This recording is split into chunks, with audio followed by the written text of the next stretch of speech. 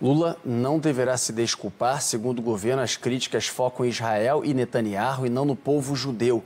O embaixador brasileiro em Tel Aviv foi chamado de volta para consultas.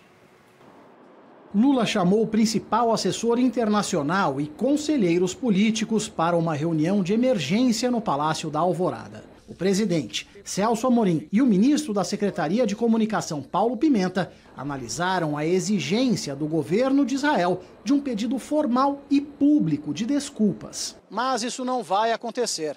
Ministros classificaram como exagerada a reação de Israel, que transformou Lula em persona non grata no país. Seria uma maneira, segundo assessores, de Benjamin Netanyahu diminuir a pressão interna e ganhar apoio. Por isso, a versão do Planalto é de que a fala de Lula foi dirigida ao governo israelense e não ao povo judeu. Lula também decidiu chamar de volta o embaixador brasileiro em Israel para consultas. Na linguagem diplomática, isso deixa clara a insatisfação com Tel Aviv. O representante brasileiro foi chamado ao Museu do Holocausto para dar explicações sobre a declaração do presidente, e não ao gabinete do chanceler, como é praxe, para que, de acordo com Israel Katz, testemunhasse o que os nazistas fizeram aos judeus. O Planalto não esconde o desconforto com a reprimenda pública, fora do protocolo. O Itamaraty classificou nos bastidores o ato como um show desnecessário. No fim da tarde, o ministro das Relações Exteriores, Mauro Vieira, se reuniu com o embaixador israelense no Brasil, Daniel Zonshine, no Palácio do Itamaraty, no Rio de Janeiro. A fala de Lula foi muito criticada por entidades israelitas. Em nota, a CONIB, Confederação Israelita do Brasil, disse que o governo brasileiro vem adotando uma postura extrema e desequilibrada em relação ao trágico conflito no Oriente Médio, abandonando a tradição de equilíbrio e busca de diálogo da política externa brasileira. O presidente da Federação Israelita de São Paulo diz que há um aumento do antissemitismo no Brasil. Essa comparação é esdrúxula. Nada se compara ao que aconteceu no Holocausto. A repercussão é muito ruim. Há um aumento do antissemitismo no Brasil quando essas declarações são dadas. A polêmica agitou o Congresso. Deputados de oposição, inclusive de partidos que integram o governo, assinaram um pedido de impeachment de Lula por um suposto ato de hostilidade contra a nação estrangeira. A fala de Lula foi avaliada pelo mundo político em Brasília como um desastre. Tira foco das investigações sobre o bolsonarismo e a tentativa de golpe e ainda põe força nos grupos evangélicos apoiadores de Israel para o ato político que está sendo convocado pelo ex-presidente Jair Bolsonaro.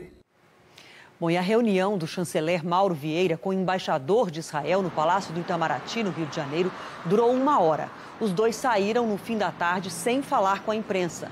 Daniel Zonshine foi convocado depois que o governo israelense considerou Lula persona non grata. Na linguagem diplomática, a convocação do embaixador é uma forma de protesto do governo brasileiro. Como alguns falaram na reportagem, é realmente um erro absurdo do presidente Lula em comparar uma coisa com a outra. Descola da realidade, é impensável. São fatos que não devem ser comparados. O Holocausto vitimou 6 milhões, a absoluta maioria de judeus. Aconteceu durante a Segunda Guerra Mundial.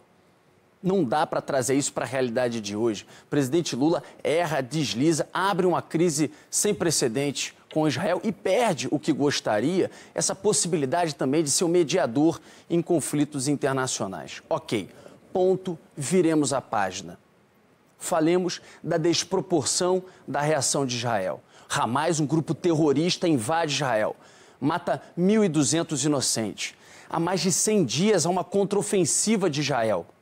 Sabe quantos já morreram, minha gente? Mais de 24 mil. Em sua absoluta maioria, idosos, crianças, mulheres, 20 vezes mais dentro da faixa de Gaza. Com o objetivo, segundo Netanyahu, de aniquilar o Hamas. Não vai. Mesmo que conseguisse, os líderes nem estão dentro da faixa de Gaza, estão no Catar, com financiamento do Catar, estão na Turquia, estão fora. E se acabasse com o Hamas, outros sugeriam, como Jihad Islâmica e outros grupos que surgiram. Então, é uma falácia. Não vai aniquilar. Então, nós vamos parar quando? 50 mil vítimas? 100 mil vítimas?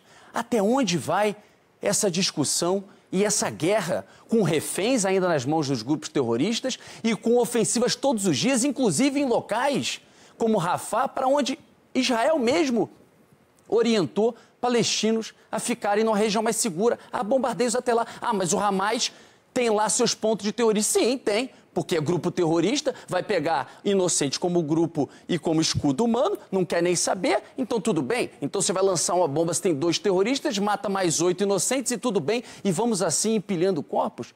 Então é uma discussão urgente, premente, porque nós temos hoje, cerca de 2 milhões de palestinos na faixa de Gaza que estão numa prisão a céu aberto e o mundo precisa discutir isso e é mais do que urgente um cessar-fogo.